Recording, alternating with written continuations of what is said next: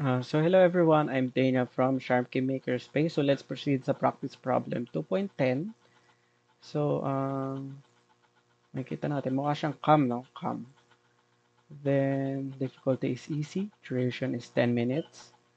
So yan as is. So parang puro circles yung gagamitin natin. Then meron tayong target volume na 36,748 millimeter cube. So okay, let's proceed sa SolidWorks. Open nyo yung new part. Double check natin saan yung origin. So from here, meron siya na mga circles. So, sige, simulan natin yan.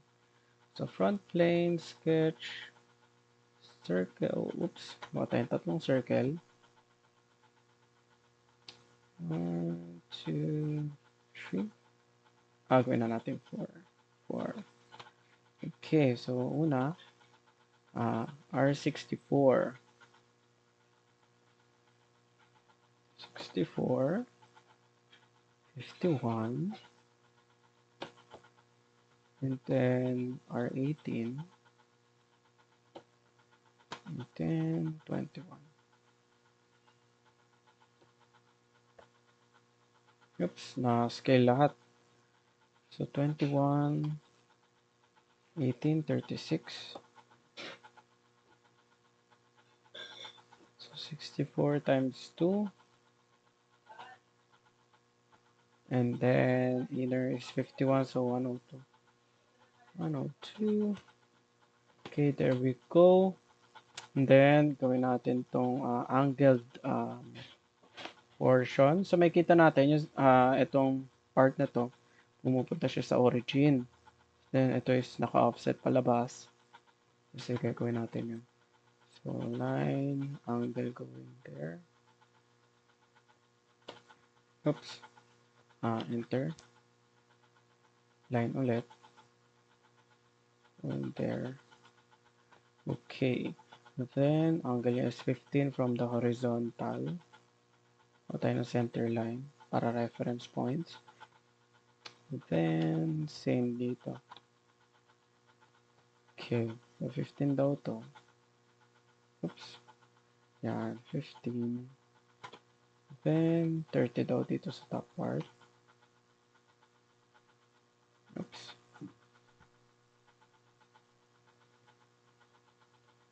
Then, yung thickness nila is 13 and 13. Okay, offset natin.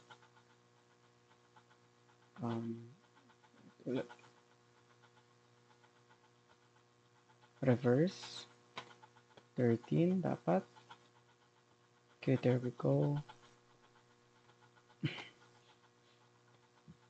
So, sige. Sige, remove natin. Lines na to.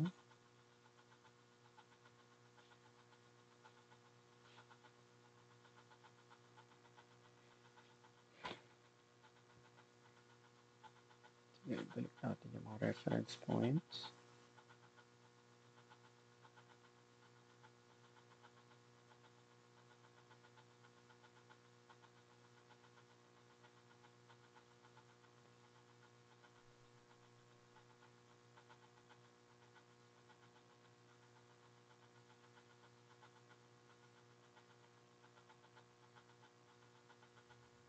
Incident natin. Okay. Then, parallel dito. So, nawala yung angle doon, no? Sige. Parallel. Angle 30.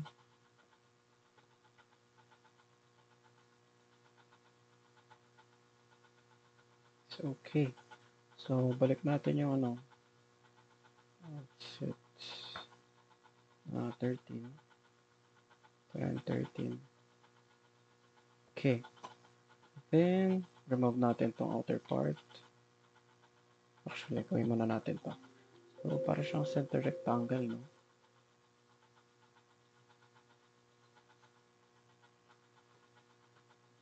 Meron siyang 85 na distance.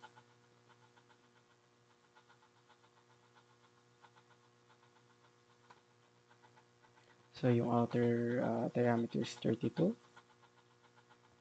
And then inside is 16. And then 18 yung width na ito. Then balik natin to sa horizontal relation. Okay, there we go. Then distance na itong origin here to here is 85. Sige, remove natin tong excess.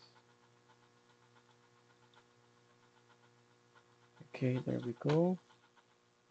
Remove din natin to. Ito.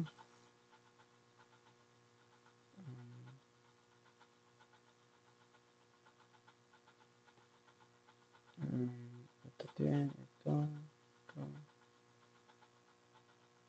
Oops, mali. Yan.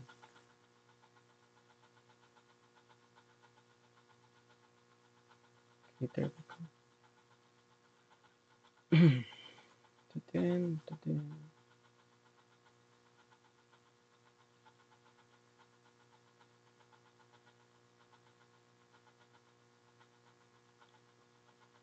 Oops, parang ang daming nawalang relation. So, okay.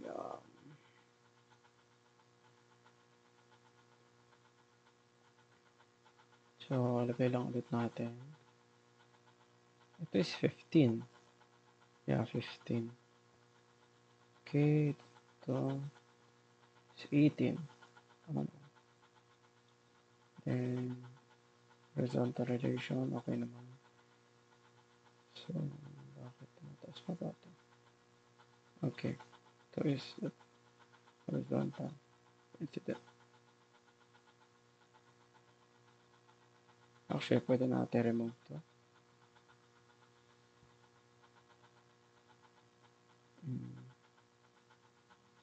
Center line. Horizontal.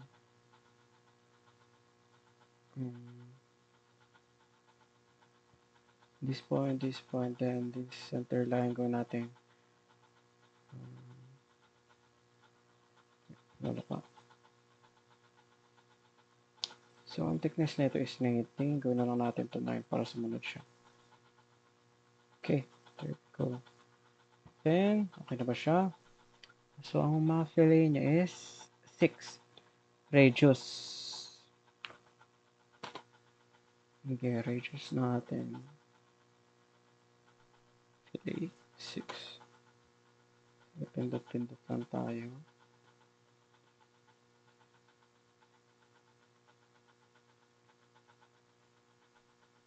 So, lahat ng pwede lagyan ng radius na nilagyan niya. Okay, sundan lang natin. So, yun yung mga corners. Check. Okay. Extrude to ilan? 7 mm.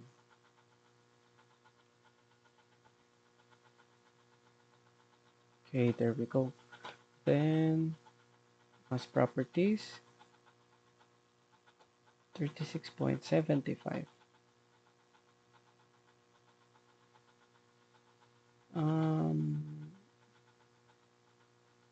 Parang ang liit. MMGS naman siya. Ito palang volume pala yung dapat kong tinitignan. 36,748 millimeter cube. So, ito siya. Ito yung una kong nakita eh. So, yun lang guys. So, basic siya. No? Ang saya gawin. So, yun siya. Tapos na yung chapter 2. Good job, guys. Thank you for watching. I hope makahelp to. Hindi lang sa pang CSWA, pero of course, if for engineering purposes, prototyping, and mga need yung projects gawin. So, yun lang, guys. If you need help, if you need tutorials, if you need another practice problems, you guys hit me up and contact me whenever you can. And leave a like and comment if you have any feedback. So yun lang guys, good job. Thank you for watching. Save muna natin. Practice problem 2.10. Good job kayo guys. See you on the next one. Bye bye.